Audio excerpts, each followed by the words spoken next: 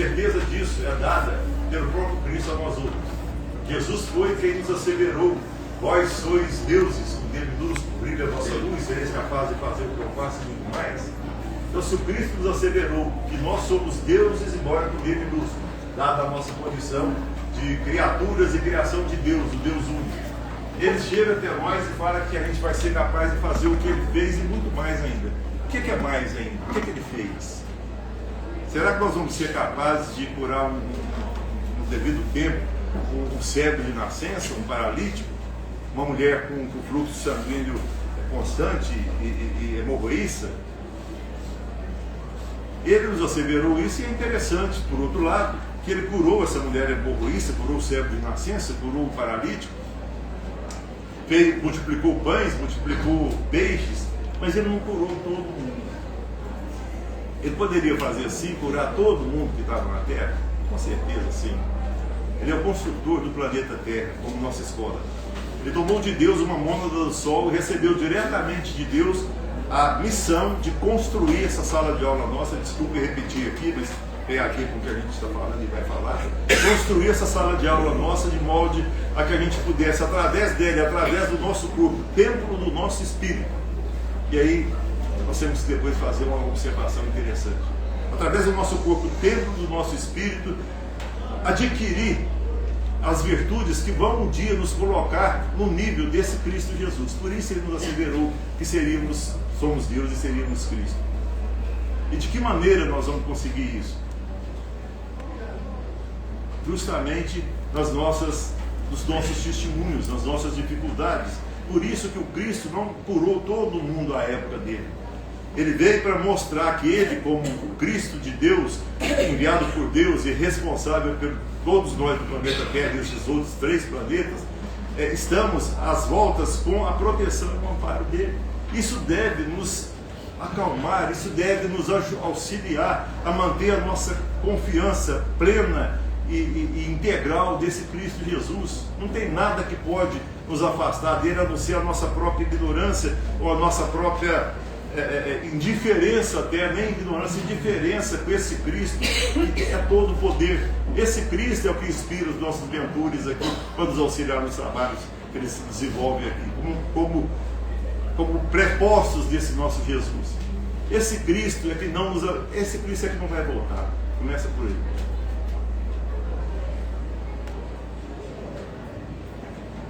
Ele não vai voltar, mas a gente não espera a segunda vinda do Cristo. Jesus não vai voltar, porque só volta quem saiu. Jesus nunca saiu daqui, ele sempre esteve conosco, então não vai voltar, já está aqui. Ele pode sim dar uma demonstração mais efetiva, não mais transparente da sua presença entre nós, mas voltar no sentido de que ele saiu daqui e está fazendo outra coisa, não. O trabalho dele é cuidar da gente, e ele cuida muito bem. Ele cuida tão bem a ponto de um amigo dele, embora todos sejamos seus amigos, mas a época dele, uma amizade mais intimista, mais presente que ele tinha com Marta, com Maria, com Lázaro, ao saber de Lázaro que tinha aparentemente desencarnado, ele ficou mais 2 dias ainda na cidade que ele estava, e depois tomou mais 2 dias para chegar até Betânia, para ir no túmulo de Lázaro. No Evangelho de João, capítulo 11, versículo 35, se me falar de memória, no capítulo de João fala simplesmente quando Jesus chegou no túmulo de Lázaro. Jesus chorou. Minha senhora, Jesus foi buscar Lázaro de volta a uma oportunidade de vida de novo. E lá está constado, Jesus chorou. Jesus chorou por Lázaro. Por quê? Será que ele não sabia que Lázaro não estava morto, não tinha desencarnado, estava em uma condição de catalepsia? Mas Lázaro estava sozinho, Lázaro estava na escuridão, Lázaro estava com pústulas, com feridas, Lázaro estava todo enfaixado. Jesus chorou pela condição que Lázaro estava. E Jesus chora, ou não especificamente chora, mas sente as nossas dores também. Ele é o nosso Cristo. Ele é o nosso Cristo que, voltando, repetindo, tomou a si a função, a missão de conduzir a nós outros, e a função de criar a nossa sala de aula, o planeta Terra, nós terráqueos aqui, sem contar os outros 3 planetas que estão sob a condição, a jurisdição dele, a condução dele. Ele nos colocou isso e por isso Ele nos ama do jeito que a gente é. E nos entendendo do jeito que a gente é, as nossas dificuldades, as nossas necessidades de evolução, Ele sabe onde nós vamos chegar e nos ama assim, como o próprio Deus nos ama do jeito que nós somos. Às vezes a gente acha que Deus não escuta a nossa prece, que Deus está com raiva da gente, ou que Deus tem algum incômodo com a gente, porque eu fiz isso, eu fiz aquilo, então eu tenho que pagar, eu tenho que sofrer. Aí eu baixo minha autoestima. Eu acho que a gente fala até que quando está tudo muito bem, você pode esperar alguma coisa errada que vai vir, porque está muito bom, muita coisa, né? Mas não, a gente fala, não, cada um tem o que merece, não. Nós merecemos tudo, nós somos filhos de Deus. O testamento dele já está pronto, já está dividido igualmente por todos nós. Nós merecemos tudo de bom. Nós não temos o que nós merecemos. Nós temos o que nós precisamos. E o que nós precisamos? Do lado de lá nós sabemos que nós precisamos com mais clareza. Depois a gente tem a bênção do apagar do nosso entendimento das outras oportunidades para a gente facilitar a aquisição do que a gente pediu do lado de lá. O que nós precisamos? Nós precisamos, por exemplo, uma coisa fácil, paciência, né? Nós precisamos uma coisa corajosa, perdoar. Nós precisamos uma coisa que seria o sustentáculo ao lado, lógico, do amor de Deus e da bênção e da condução de Jesus, para a gente tocar toda a nossa vida de cabeça erguida, sem medo, sem ansiedade, sem tristeza, sem melancolia, sem depressão, embora não desconsiderando a questão do quimismo cerebral, da sinapse dos neurônios. Nós precisamos de fé, um pouco mais de fé. Mas será que só nós que não temos fé? Não, todos nós que estamos aqui estamos a alcançar essa condição de fé fortalecida, a ponto de Jesus mostrar que se a gente tiver uma fé do tamanho de um grão de mostarda, que é o menor grão conhecido, a gente é capaz de falar para essa montanha, passa daqui e ali. Hoje não é a montanha física, embora seria, mas aí é outro detalhe, a montanha das nossas dificuldades. Então a gente acordaria e saberia que a gente vai ter um dia com um testemunho sim, com dificuldade sim, ainda mais nessa época que nós estamos passando numa época ímpar, numa época preciosíssima, não a única repetindo, mas preciosíssima, meus irmãos. Nós estamos sendo todos nós chamados, independente do nosso nome, da nossa condição, homem, mulher, o que for, nós estamos todos chamados a efetivamente confirmar a nossa disposição em seguir Jesus. Antigamente a gente tinha que descer na arena, enfrentar leões vivos, ou então gladiadores, ou então ser queimado vivo. Muito embora também, hoje aí tem alguns leões também para encontrar durante a rua aí, né? A gente tem alguma coisa. Mas hoje a gente tem não enfrentar o leão ou o gladiador ou ser queimado vivo. Nós temos que queimar essa nossa descrença, esse nosso desentendimento de por que a gente está aqui. Isso pode complicar a conquista do nosso objetivo aqui. Quando eu acho que eu vim para cá, e me perdoe repetir de novo, eu sempre repito isso, que eu vim para cá para sofrer, para pagar o que eu fiz de errado. Não. Eu posso vir para cá e sofrer imensamente e chegar do lado de lá. Eu cheguei aqui com nível, todos nós, nível de orgulho A, nível de egoísmo B. Eu chego aqui, sofro demais na conta e chego de lá do mesmo jeito. Eu não vim para sofrer, eu vim para combater o meu orgulho e o meu egoísmo. Como que eu vou fazer isso? Eu estou dentro da minha casa, não por acaso. Eu estou reencontrando antigos afetos e desafetos. Eu tenho toda uma possibilidade dentro da minha casa ali de testar e de valorizar essa minha humildade. E humildade não quer dizer eu deixar que a pessoa invada o meu direito. Não, não é isso não. Humildade é você perceber que aquela pessoa que te ofende, ou aquela pessoa que é instrumento da espiritualidade, instrumento da própria vida, para te testar, para te colocar em condição de exercitar sua humildade e sua coragem de perdoar, foi pedido por você, e ela está no nível de ignorância que com certeza a gente estava há pouco tempo. Hoje nós já entendemos e não vamos criar complicação por ninguém. Hoje nós já entendemos que se eu vejo algum cisco no olho de quem quer que seja, eu entendo que eu posso ter um cisco maior no meu olho também, uma trave. hoje a vida é tão sábia que nós estamos passando essas dificuldades sob o olhar misericordioso do Cristo Jesus. Nós não precisamos ter medo de A, B, C, de guerra, de guerra nuclear que vai explodir o planeta, nada disso. Nós estamos, quem está no governo é o Cristo Jesus. E Ele respeita sim as nossas decisões até um certo ponto. Deus respeita o que a gente quer fazer até um certo ponto. Mas também lega para nós a responsabilidade do que a gente faz de A ou B. Por isso que Paulo nos ensinou. Tudo me é lícito. Eu posso fazer o que eu quiser. Tudo me é lícito.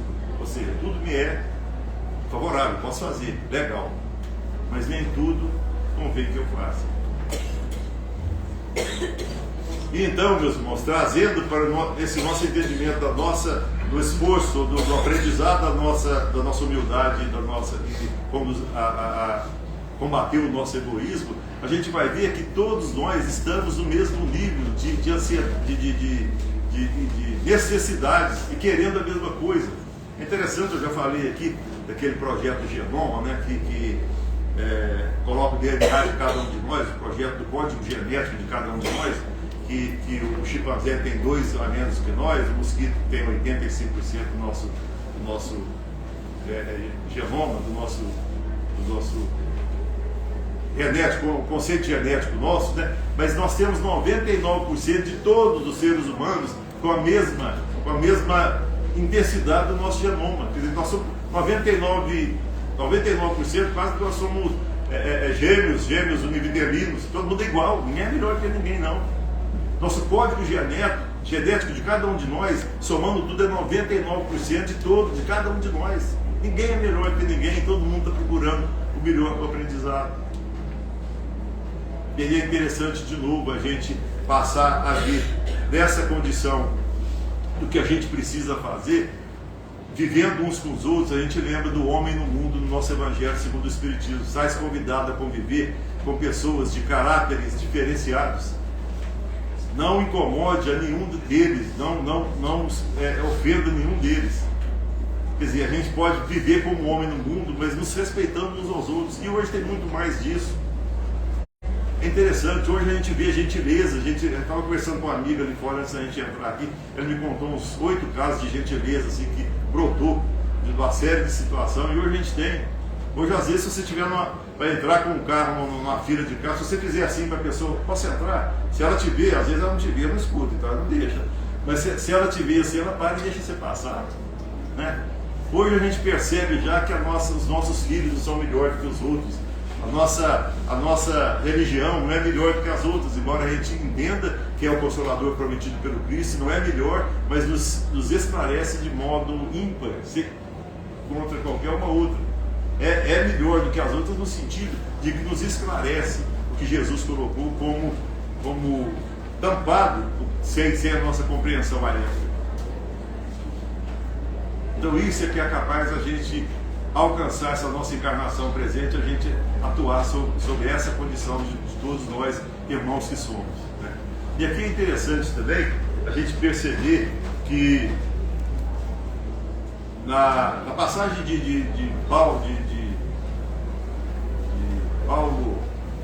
aos Efésios, carta de Paulo aos Efésios, capítulo 4, versículo 26, Paulo fala aos Efésios: irmãos, irai-vos. O que é isso? Paulo pedindo aos irmãos da época lá com quem ele convivia para que ele exercitasse a ira. Como assim? Irmãos, irai-vos, mas ele tem uma vírgula: mas que o sol não se ponha sobre a vossa ira. Olha que coisa interessante. A doutrina é tão misericordiosa. Deus e Jesus têm tanta misericórdia e bondade para conosco, que ele nos explica que o Cristo não espera espetáculo de grandeza nossa. Por outro lado, explica através de Paulo que a gente pode se irar. É interessante, no nível que a gente está, é natural que a gente fique com raiva, que a gente sinta machucado, que a gente se sinta incomodado, é natural. Mas ele vem e ensina: irmão, irai-vos, mas que o sol não se ponha sobre a vossa ira. O que é que o sol não se põe sobre a vossa ira? A gente não ir dormir com ódio no coração, com mágoa, mesmo porque é a gente trabalhar contra a gente. Quando eu odeio, eu acho que não está no nível de odiar mais ninguém. Mas quando eu não gosto de alguma pessoa, eu guardo mágoa e ódio e sentimento ruim de alguma pessoa no coração, é como se eu estivesse tomando veneno para o outro morrer. E nós viemos aqui e a gente não precisa saber o que eu vim fazer, ou o que eu fui na outra vida. Às vezes a gente fala, eu queria saber o que eu fui na outra vida, que ia me ajudar, como que eu faço essa? Será? Se Deus fez esse esquecimento temporário, é o melhor para nós. Talvez a gente ficaria incomodado e seria mais difícil a gente conviver na nossa casa com aqueles que a gente convive, se a gente tivesse prejudicado sobremaneira algum irmão, algum pai ou mãe. Então Deus limpa tudo e, como se fosse a primeira encarnação, deixa nas nossas mãos fazer a coisa diferente agora. E nós nascemos então retornando e repetindo, não mais para pagar, mas para combater o nosso orgulho e egoísmo. Nascemos para refazer melhor o que nós fizemos outra vez. Porque é a situação em que a gente é tirado de uma condição de ir para o inferno, de sofrimento eterno, se existisse inferno, né? Que não existe, como bem céu também, que seria uma monotonia que ia nos encher a paciência de ficar a vida inteira sem ter o que fazer, né? Nós vamos ser colaboradores de Deus, já podemos ser agora também colaboradores de Deus. Quando você ajuda numa casa religiosa, quando você faz uma prece para alguém, quando você fala uma palavra de esperança, quando você abraça, você aperta a mão de alguém, consola alguém, nós estamos colaborando na obra de Deus. E é isso que vai nos gabaritar para que a gente tenha uma vida, de uma situação efetivamente de praticar e conduzir a nossa vida pelo amor. Aí a gente tira do nosso entendimento pagar o que nós estamos pagando e nós não estamos sofrendo o que nós fizemos para pagar. Isso não é. A justiça de Deus existe sim, mas a própria justiça de Deus está envolvida pelo amor dele. O homem que colocou a justiça de Deus como o maior edifício da humanidade. E a gente acha que o que eu recebi, às vezes eu recebi para aprender a perdoar, às vezes eu recebi para aprender a não fazer como o outro. E essa justiça de Deus vai ser feita assim, mas de molde que o amor vai cobrir toda a extensão do que eu fiz de errado. Olha que coisa maravilhosa. Então a gente tem tudo para viver de uma forma melhor. Nós temos os nossos problemas assim, ninguém vai alijar do nosso entendimento os nossos testemunhos, as dificuldades que nós estamos enfrentando, de muitas maneiras. Dificuldades no nosso corpo orgânico, de enfermidades, dificuldades de relacionamentos, acima de tudo, relacionamento, dificuldade de trabalho, trabalhista, de financeiro, tudo nós temos, mas nós não estamos largados às nossas próprias forças. Jesus nunca nos abandonou e Deus nos ama do jeito que a gente é, repetindo. Deus nos ama do jeito que a gente é, e quando a gente cria o hábito da oração diária e com sinceridade, com fé, a gente faz essa oração, nós recebemos a resposta de uma maneira ou de outra. Quando a gente entrega as nossas mãos a Deus, faz a oração e acredita que no tempo certo nós vamos receber o que é melhor para nós. Nem sempre será a satisfação do que a gente deseja de imediato, quando a gente não tem a sabedoria integral do que a gente está pedindo. Mas a gente vai ser respondido e a gente vai ter o amparo, o consolo, o auxílio, a força. Então isso tudo nos leva, né, meus irmãos, a encarar a nossa vida já de uma maneira diferenciada. Nós podemos já encarar a vida de uma maneira de como a Joana de Anjos fala, reencarnação é merecimento, não é punição. Joana de Anjos, reencarnação nós merecemos voltar aqui para fazer melhor agora, porque nós fizemos errado. É uma bênção de Deus. E a gente repara isso que nós fizemos de errado a prestações pequenas, porque a nossa ignorância, uma vez vencida a reencarnação, a gente vai cada vez menos atuando contra as leis de Deus. Então nós estamos aqui, e nós estamos aqui com tudo a nosso favor. Todos nós enxergamos, eu repito isso aqui sempre, nós enxergamos, nós falamos, nós temos braços, nós temos família, nós temos amigos, nós escutamos, nós temos as glândulas suprarrenal aqui, que nós já falamos também, nós temos tudo que prontinho, nascido pronto, para a gente fazer o melhor com o nosso corpo, dentro do nosso espírito. E o que isso vai me ajudar nos meus problemas? Primeiro começa a ajudar que a espiritualidade da casa, entre tantas outras aqui, está pronta para nos auxiliar naquilo que a gente não dá conta de reorganizar. Lembrando sempre que pensamento e vida, do livro do Chico Xavier, pelo Espírito Emmanuel, a gente pode tirar esse elemento de ligação, colocar um acento e transformar num verbo. De pensamento e vida, o nome do livro, a gente pode falar que pensamento é vida. Então o que a gente... Antigamente a gente agredia as pessoas para vingar. Depois nós falávamos mal das pessoas, criticávamos. Hoje a gente já passou da agressão, da crítica, e a gente pensa. A gente pensa de algumas coisas que a gente percebe, a gente fala, a barriga não dói só uma vez. Uma pessoa, um dia ela vai pagar isso. Hoje a gente começa a entender que todos nós precisamos dos outros. E que aquela pessoa que me prejudica, ou que me ofende, que é problema para a minha vida, está num nível de ignorância que eu tinha antes, maior do que eu tenho. Você vai entender então e vai ter força para passar por cima. Esse é o consolo que a doutrina dá para nós.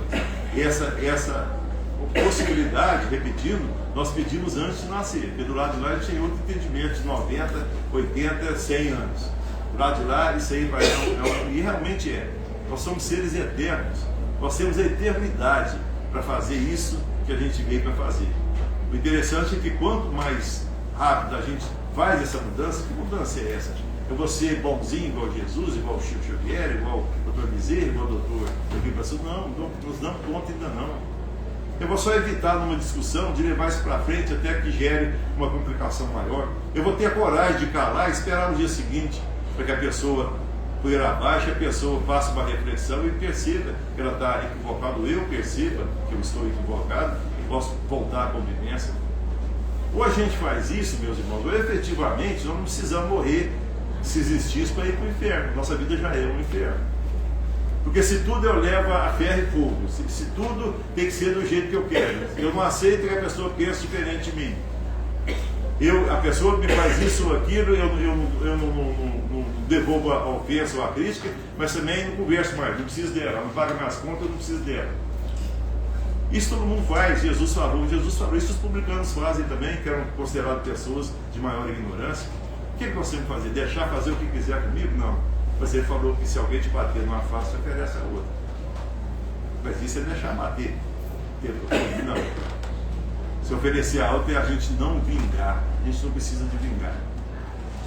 A própria vida tem mecanismos muito mais eficazes e eficientes para pegar um infrator e realocar ele de acordo com as leis de Deus. Não precisa ir lá vingar e fazer a mesma coisa. Eu estou reclamando de que eu vou e faço a mesma coisa com ele, ele fez comigo, então nós somos igual. E às vezes eu pedi essa oportunidade para ver como que eu ia agir numa situação dessa. E de conformidade com o que eu fosse agir, eu vou adquirir essa virtude que vai me levar de uma forma mais célere, mais rápida, uma condição de espírito puro e de espírito crístico, para o que todos nós somos criados. E sendo projeto de Deus, e a gente participando desse projeto, não tem nada nem ninguém que vai nos impedir. Mas e agora? E o que nós estamos fazendo? E o que nós estamos fazendo aqui agora, o que nós estamos vivenciando? O que é que eu tenho para fazer da minha vida aqui? O que é que Deus espera da gente? Nós falamos que nós temos um corpo perfeito com todos os sentidos. Nós podemos usar como tempo do nosso espírito, do nosso aprendizado. Nós temos uma série de recursos. A gente vai perceber, e ao invés da gente olhar o que é que eu não tenho, eu vou começar a ver o que é que eu tenho. E não o que é que eu tenho e o outro não tem. Não é isso não, que eu sou melhor que o outro. Mas o que é que os recursos que Deus me deu para eu viver essa vida. Quantos anos eu já vivi? Quantos problemas eu já tive e superei? E quantos anos que eu vivi sem problema? Sem problema de uma internação séria, de um filho internado sério, uma série de situações dificílimas que eu não precisei passar. Então o que é que Deus espera de mim? Que eu colabore na obra dele. Para isso, Jesus respondendo para Bartolomeu, quando ele falou que, ainda bem que Jesus falou que o reino dele não era daqui. Quando Jesus falou que o reino dele não era da terra, ele ficou mais animado, porque aqui só tem falsidade, mentira, e tudo errado, todo mundo querendo só puxar para o seu lado. E Jesus fala, Bartolomeu, mas você acha que eu não teria vindo do meu Pai? Eu não disse que o meu reino não é da terra, eu disse que o meu reino ainda não é daqui. Mas isso não tira a certeza de um dia eu implementar ele aqui. Eu não teria vindo de meu Pai sem essa certeza. E o que Jesus continua falando a Bartolomeu? A vida é uma subida num caminho áspero, em que entre os momentos do despertar de manhã até a hora do sono, do descanso, você tem todo esse tempo para você fazer alguma coisa na obra de Deus. O que a gente pode fazer? O que a gente está fazendo? O que nós estamos fazendo na obra da caridade? O que muita gente faz, muita coisa, com certeza. Tem gente que está fazendo sopa ali, tem gente que cortou a verdura, tem gente que limpou o salão, tem gente que arrumou ali a entrada do trabalho, tem gente que organizou a fila, tem gente que trouxe alguém no automóvel também para ser atendido, tem gente que chamou alguém para ser atendido, tem uma série de coisas.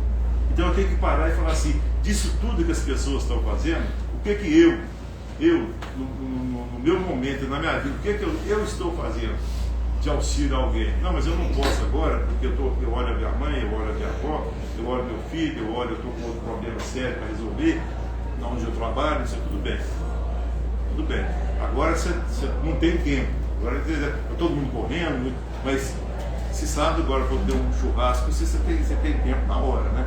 O churrasco. Mas fora isso, né? A gente vai precisar, ninguém vai precisar de ficar aqui todo dia, ou 24 horas por dia. Eu já falei de vocês do Alberto Nogueira aqui. Ele fez tudo de errado na vida dele. Tudo de errado que ele podia fazer, ele fez.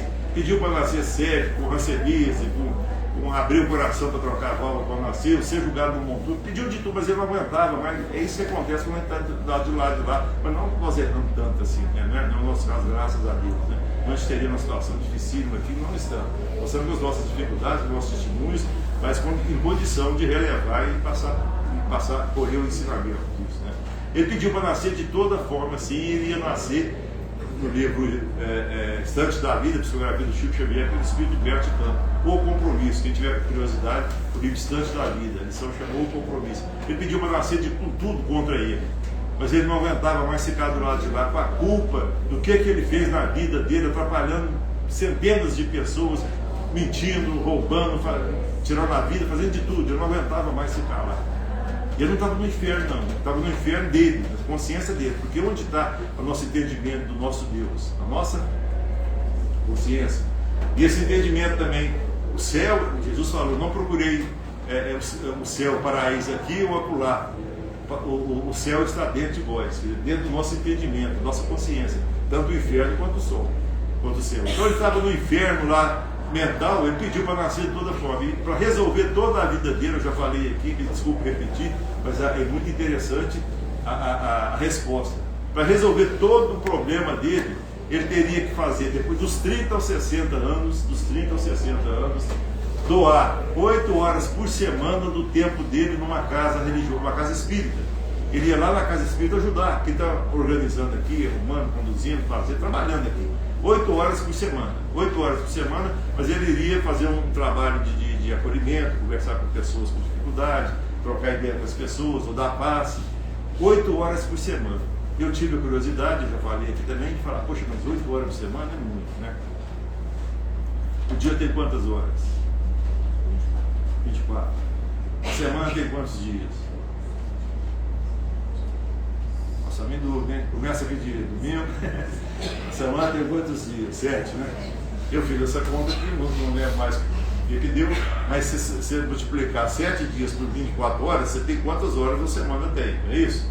Ele tinha que dar 8 horas por semana dessas 7 vezes 24 horas. Isso dava quantos por cento do tempo dele da semana? Eu fiz essa conta.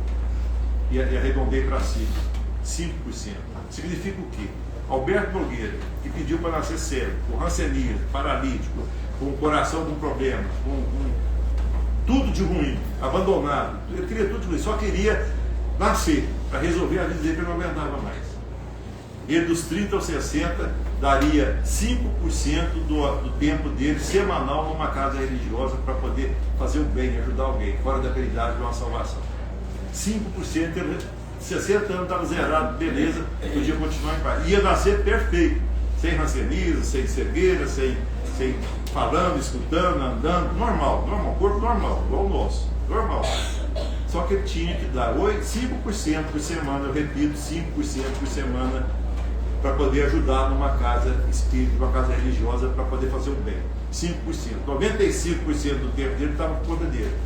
Para trabalhar, para dormir, para assistir televisão, para fazer o que ele quisesse. Ter lazer. 95%, 5%.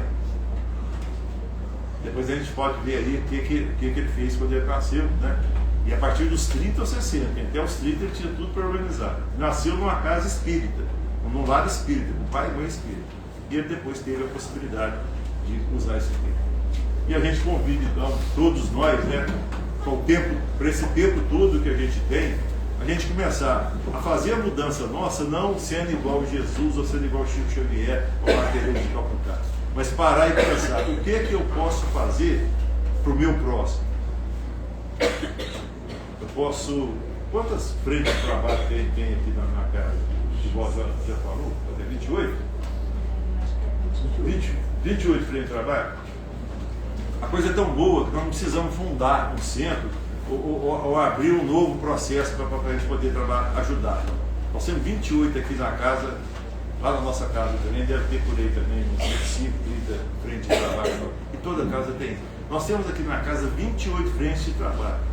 Eu posso olhar as 28 e ver qual que me adequa, qual que eu tenho condição, disponibilidade de tempo, de condição de estar trabalhando e ajudando aqui.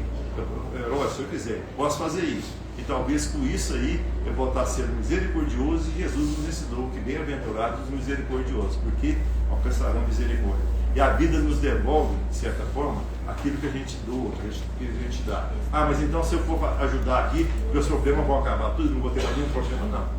Não é assim. A justiça de Deus, ela é o amor paga, o amor cobre a multidão dos pecados, sim.